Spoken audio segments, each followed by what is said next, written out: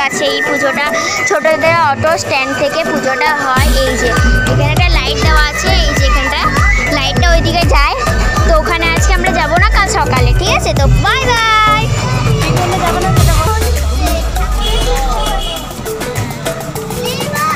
হ্যাঁ, তো বুনু এখানে বলছে এই পুজো হচ্ছে বলে ওরা জল আনতে, যে মা আর বৌদি এখন জল আনতে গেছে কলে, আমরা ওখান থেকে জল নিই।